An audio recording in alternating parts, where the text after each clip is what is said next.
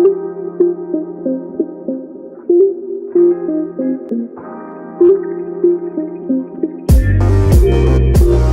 again, welcome to my channel, Diaspora Journeys with Patricia. Today I want to just share some tips on how to get yourself prepared for the home return. And before we go on, please, if you haven't subscribed to this channel, please subscribe, share, and like, and let me hear your comments because feedback is important. So at one point, if you are in the diaspora or when you are leaving to the diaspora, it's important to leave knowing at some point you may have to get back home, to return to your home country. And it's very important that you are ready for that move back because it's not all easy and rosy. So point number one is the mindset. Leave knowing that there's a chance that you will come back. Something could happen. People come back for various reasons. It could be that your visa has expired or the job, the contract came to an end, there's no other opportunity. Or it could be that you're just tired and you want to come back home. So there are all these many reasons that could get you finding yourself back home. So one, mentally get prepared. You can one day, or you will one day, be back home in Africa, in your mother country. When you leave the country, the moment you board that flight, start saving. From the moment you receive your first paycheck, please set aside an amount for saving. Time flies so fast. I was in the UAE for 12 years and it looks like just the other day. I left here at 28, I came back in my 40s and I didn't see that time fly by. So every month that goes by, save something. Eka pesa on the side, it is important. And number three, identify a project. It is very hard for you to return back and then start a project once you come back. Start it while you are away.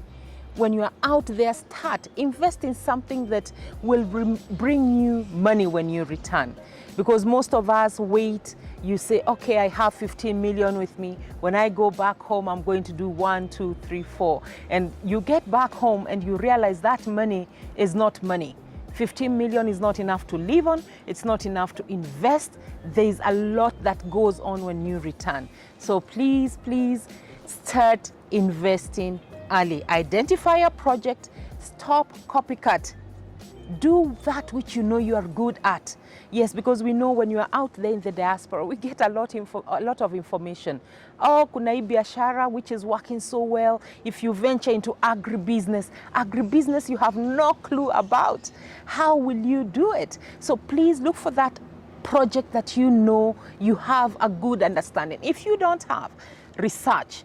Study, take courses, get yourself informed before you make that investment. When you are leaving to the diaspora, don't cut your connections. You need people. You can't live in isolation. The same groups that you had, maybe you may have different ways of living, but they are important. Have your social networks connected to you.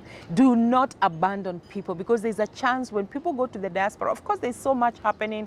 You're trying to get to settle in a place. You're trying to understand how things work. Please, please remember back home, have your connections there. The social networks are very important. Wale watu wa mtaa, the people you are hanging out with, they are very important when you come back because you'll need the friends.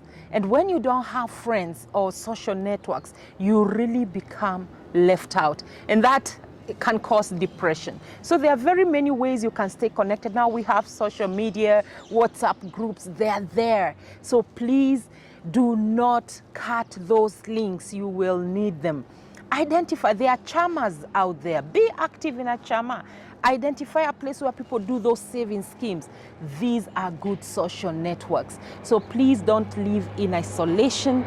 Look for social networks that will build you. If you're in a professional field, you know, like accounting or doctor or one of those which are so professional, please register yourself with these networks. They are important because chances are you may come back and you may need them to set up. Maybe you come to set up a clinic if you're a vet or a doctor, or you come to do accounting services. You will need those professional networks to get you moving. So if you isolate yourself, you will find it so hard and so frustrating trying to understand the home market and how things work.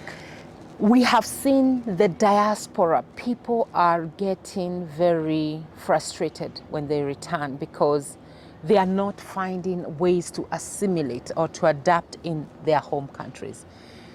When you leave the diaspora, lower your expectations. The country you left has not changed much. The systems that exist are still there. So do not come and start the conversation, uko US, it happens like this. There in Europe, it works like this. You are not in Europe, you are not in US. You are back home, and it has a way, it has its own heartbeat.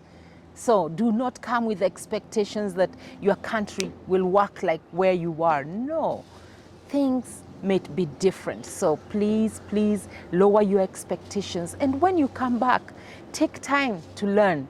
Learn why things work the way they work. Why are offices not as efficient as they should be? Get to know. So do not come with that high expectation. And then you will get people, you will lose friends. You will lose people when you are always the one who says, oh, this thing is not working, this thing is not good, this thing is like this, like that. People don't like critics. People don't like nags. So I'm not saying that you cannot change. Yes, we want a better country, we want a better Kenya, a better continent. But get to understand, know at the end of the day, these countries, our home countries, have got their own heartbeat. Get to understand it.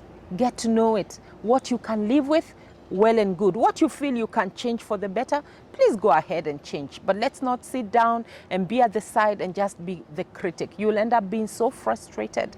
People are still moving. The country is still working. So please do not be that person who is so negative about things that it comes to destroy you. So those are my few tidbits on how to resettle back after diaspora. I will venture more with group discussions, and people will share their stories on how their experience has been. So thank you for the time, thank you for watching, and please remember to subscribe. Diaspora Journeys with Patricia. Write to me, let me know what you want us to talk about, what you want to listen to. Mwendepat@gmail.com is my email. So till next time, thank you very much.